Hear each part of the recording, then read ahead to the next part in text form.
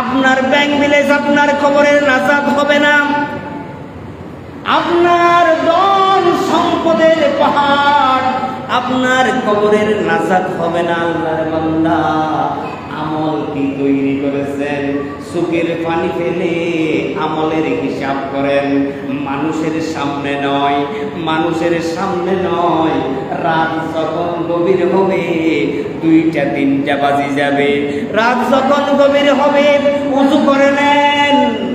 রাত যখন গভীর হবে, দুনিয়ার সব মানুষ ঘুমিয়ে গেছে, ওযু করে নেন। ওযু করে 2-4 রাকাত তাহাজ্জুদের নামাজ পড়েন। এরপরে সিজদায় চলে যান। আপনার আমলনামার হিসাব কষা শুরু করে দেন। আপনার আমলনামায় দেখবেন সওয়াবের চাইতে গুনার সংখ্যা 1000 গুণ বেশি।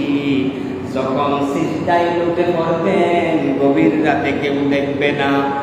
দুনিয়ার সকল মানুষ ঘুমিয়ে আছে, দেখার মতো কেউ নাই। একজন তাকিয়ে আছে, একজন ঘুমায় না।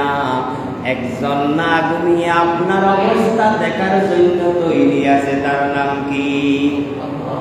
তার নাম কি? আল্লাহ রাব্বুল আলামিন তাকিয়ে আছে আরশ আজিম থেকে। সেজদায় লুটিয়ে পড়েন, চোখের পানি ছেড়ে দেন। আপনার গুনার কথা স্মরণ করেন, আল্লাহর কাছে আরজি পেশ করেন। আল্লাহ, গুনাহ করে জীবন শেষ করে দিলাম। তুমি রহমান, তুমি রহিম, আমার আর কোনো অভিভাবক নাই তুমি আল্লাহ ছাড়া। আমি বান্দা ভুল করতেই পারি, আল্লাহ ভুল করেছি, মেহেরবানি করে আমাকে মাফ করে দেন।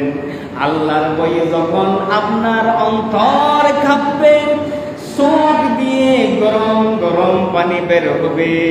আমার আল্লাহ এত রহমতওয়ালা, এত দয়াওয়ালা, আপনার চোখ দিয়ে গরম গরম পানি বের হতে দেরি হবে, আপনার গুনাহ মাফ করতে দেরি হবে না।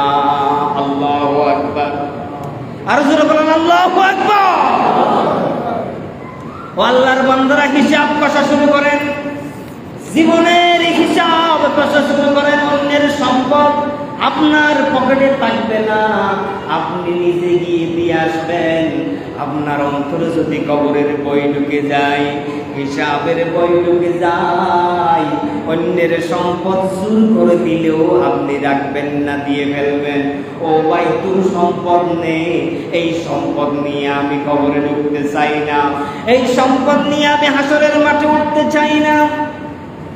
এইভাবে হিসাব কষা শুরু হয়ে যাবে। একটু জিকির করেন, লা ইলাহা